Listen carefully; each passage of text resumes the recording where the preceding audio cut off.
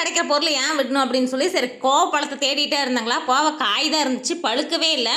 ஆனால் ஹைப்ரிட் காய் பச்சையாக சாப்பிடலாம், இது வந்து பழுத்தாக தான் சாப்பிட முடியலன்னா ரொம்ப துவர்ப்பு அடிக்கும். கடைசியாக மதியம் அடித்த வெயிலுக்கு அதுக்கும் எங்கள் மூஞ்சி தான் கோவப்பழம் மாட்டம் செவந்து போய் இருந்தது. வெயிலுக்கு அதுக்குமே அப்பப்போ நிழலில் போய் ஒரு 5 நிமிஷம் உட்காடுறது, திருப்பி வர்றது, அப்புறம் வேலை செய்கிறது அப்படின்னு சொல்லி இன்றைக்கி நேரத்துலேயே வேலையை முடிச்சிட்டோம். ஒரு 4-5 மணி போலயே சீக்கிரமாக வேலையை முடிச்சிடலாம் அப்படின்னு சொல்லிட்டு அங்கேருந்து நம்ம வீட்டுக்கு வரத்துக்கு 2 மணி நேரம் ட்ராவலு, 1.5 மணி நேரம் ட்ராவல் அப்படி பண்ணணும். நான் வேறு இன்றைக்கி கொஞ்சம் சேட்டை பண்ணிட்டேங்களா, மூட்டை தூக்கிட்டு வரப்போ என்ன ஆயிடுச்சுன்னா இழுத்துக்கிட்டு அந்த வேகமாக வேணும்னு பண்ணாத ஸ்லிப்பாகி கீழே விழுந்துட்டுனா என்ன பண்ணுறது அப்படின்னு சொல்லிட்டு இருந்தாங்க. வெயிலுக்கு அதுக்கு அலுப்பு தெரியாமல் இருக்கிறதுக்கோசரம் இப்படி ஏதாவது ஒன்று விளாண்டுக்கிட்டு ஏதாவது கதை நியாயம் பேசிட்டு இப்படி தான் நாங்கள் வேலை செஞ்சிட்ருப்போம். அப்போ தான் கஷ்டம் தெரியாமல் இருக்கும். எந்த வேலையில் கஷ்டம் இல்லாமல் இருந்தது, எல்லா வேலையிலும் கஷ்டம் இருக்கும். ஆனால் அந்த கஷ்டம் தெரியாத அளவுக்கு நம்ம தான் பார்த்துக்கணும் அப்படிங்கிறதுனால தான் அப்படி விளாண்டுட்டு அப்படி இருக்கிறது. வீட்டுக்கு வந்தோடனே பார்த்தா ஃப்ரிட்ஜு க்ளீனாக இருக்குது, ஒரு காய் கூட இல்லை. ஈவினிங் போல் வண்டிக்காரனை வந்ததுமே காயெல்லாம் வாங்கிட்டு நம்மளுக்கு பிடிச்ச ஃபேவரட்டான பாவக்காய் தான் ஃபஸ்ட்டு வாங்கினேன். அதுக்கப்புறம் தம்பிங்களுக்கு பிடிச்ச மாதிரி சக்கரவள்ளி கிழங்கு அதெல்லாம் வாங்கிட்டு வந்துட்டேன்.